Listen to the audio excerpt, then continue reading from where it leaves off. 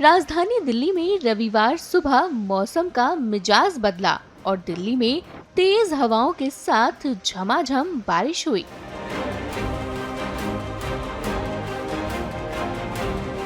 इससे एक तरफ जहां भीषण गर्मी से लोगों को राहत मिली, वहीं दिल्ली में चली तेज हवा आंधी की वजह से दिल्ली के कई इलाकों में पेड़ गिर गए।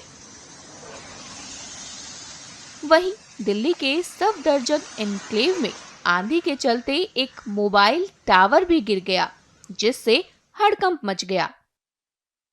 सुनिए सरकार पर निशाना साधते हुए आप नेता सोमनाथ भारती ने क्या कहा।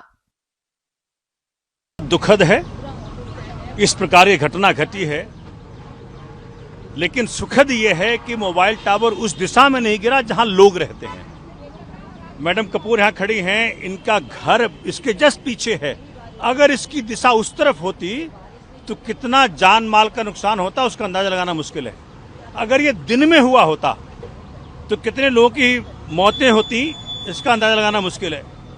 ये मोबाइल टावर सब नियम कानून के विरोध में लगा।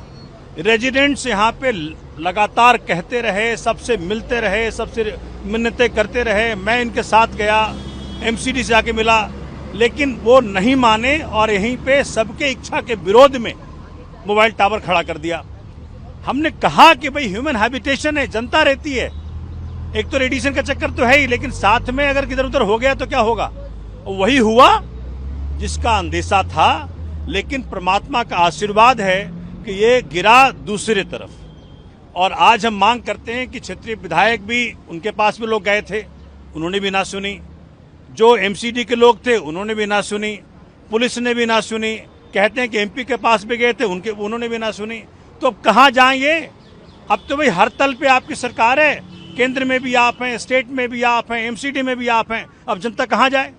अगर आप नहीं सुनेंगे तो मैं सबको लेके गया था कमिश्नर साहब के पास, उन्होंने आदेश भी दिया, लेकिन पता नहीं किस ताकत में उन्होंने फिर हमारा काम नहीं किया। तो आज हम मांग करते हैं कि जो लोग भी इसके लिए दायित्व है जिनका था, उनके खिलाफ एक्शन हो, एफआईआर हो। This is an attempt to murder, it's not an easy thing. ये तो बचाव हो गया, अलग बात है, लेकिन अगर ये उल्टा हुआ होता तो इमेजिन करके देखें क्या होता। ये तो दूसरा अहमदाबाद था। इसलिए हम सब आज बहुत संकोच में हैं कि किससे क्या बोलें, लेकिन हम मांग करते हैं इस पे सख्त से सख्त एक्शन लिया जाए। जो अधिकारी इसमें सम्मिलित हैं उसके खिलाफ एक्शन लिया जाए और सुनिश्चित किया जाए कि एक तो यहाँ पे नहीं लगेगा और पूरे दिल्ली में जहाँ ह्यूमन हैबिटेशन हो वहाँ मत लगाइए, हैबिटेशन के से दूर लगाइए, वहाँ लगाइए जहाँ के लोग नहीं रहते। वहीं स्थानियों का कहना है कि उनकी जान बाल बाल बची है। सुनिए उन लोगों ने क्या कहा।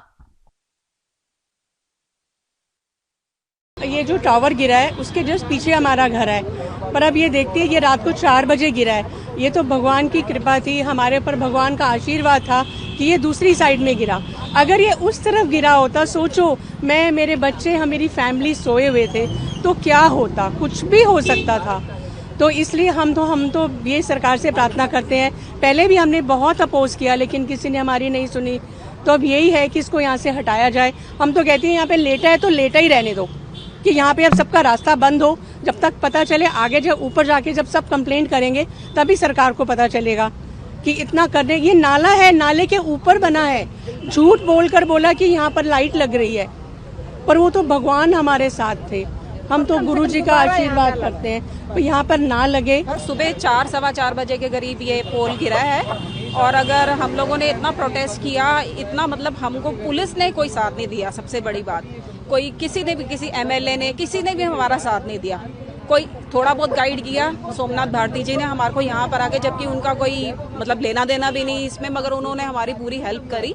मगर अदरवाइज किसी ने भी हमारी कोई हेल्प नहीं करी। और पुलिस को बुलाया हम लोगों ने तो उल्टा लेडीज पुलिस लेकर आ गई, तो उनके सामने हम कहाँ खड़े होते हैं, हम लोग वापस चले गए। और हमने कोर्ट में भी केस डाला हुआ है इसके अगेंस्ट, और 4 तारीख को फिर दोबारा स्टे की उन्होंने डेट दी थी, तो हियरिंग है उसकी।